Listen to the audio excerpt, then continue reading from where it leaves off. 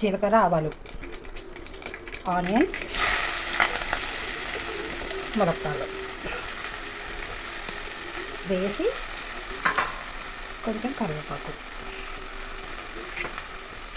కలుపుకోవాలి.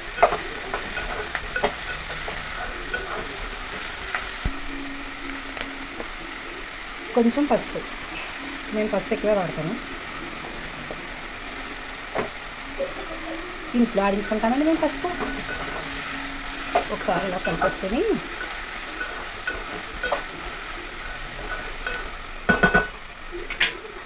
మూత పెట్టేసుకోనండి. కొంచెం సిమ్లో పెట్టుకుంటే నెమ్మదిగా మగ్గుతుంది. ఒకసారి మళ్ళీ కలుపుకోవచ్చు. దీన్ని మా ఊర్లోనండి ములక్కాడ టమాటా కర్రీ అంటారండి.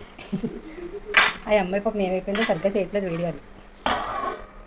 భలే మాట్లాడుతుంది. పిచ్చిదో తెలియదు మంచిదో తెలియదు ఆ పిల్ల. టమాటాలు వేసేస్తున్నాను.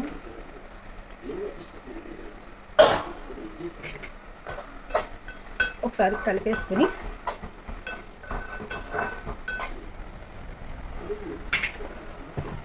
ఉప్పు కూడా వేసుకున్నాం.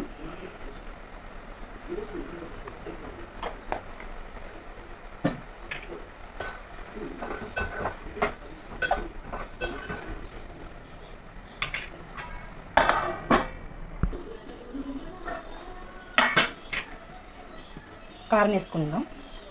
1 2 చాలండి. మా ఇంట్లో కారాలు తింటలేదు, కారం ఎక్కువ అయిపోయింది అంటున్నారు. కొంచెం చికెన్ మసాలా చాలు.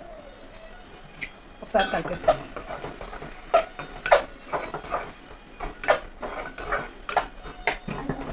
ఒక 10 నిమిషాలు మగ్గబెట్టుకుందాం, కారం వాసన పోయేదాకా.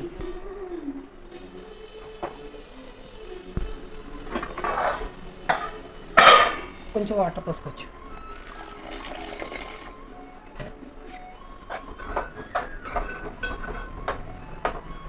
అంతే, కొంచెం దగ్గర పడ్డాక కట్టేయడమే. ములక్కాడ టమాటా ఇగురు రెడీ.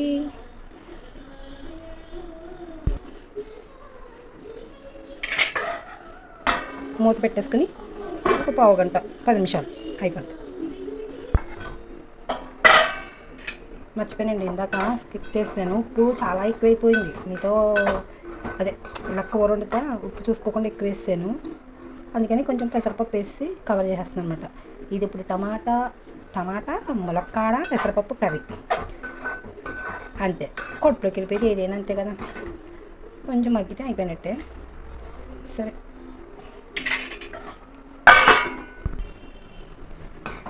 ఇంతే మన ములక్కాడ పెసరపప్పు టమాటా గ్రేవీ అయిపోయింది.